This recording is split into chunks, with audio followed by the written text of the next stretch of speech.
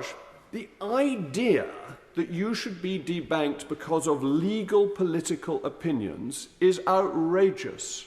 And I know that the Honourable Member for Gordon teases me for mentioning Nigel Farage, but actually, if you are a separatist and you want to break up the nation, that's a political opinion that in other countries would be considered treason.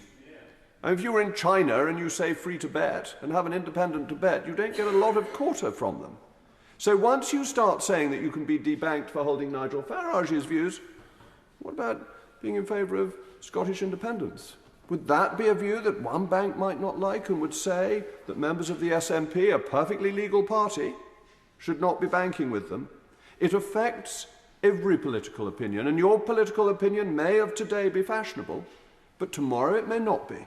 And we always have to consider in legislation the protection of free speech against the interests of passing fashion, because we may be the ones, and opposition members may be the ones, who are affected by it in a slightly different or changed environment.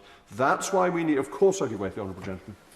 Thank the Honourable Gentleman for giving way, but are we not talking about slightly different things here, and that there was nobody...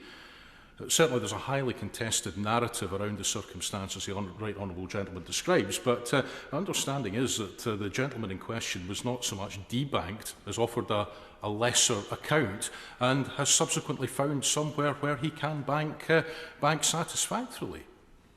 The Honourable Gentleman is misinformed that he was only offered any new bank account with the NatWest rather than with Coutts when it became public. Prior to that, he had not been offered any banking facilities, nor had he been able to find another bank that would take him on.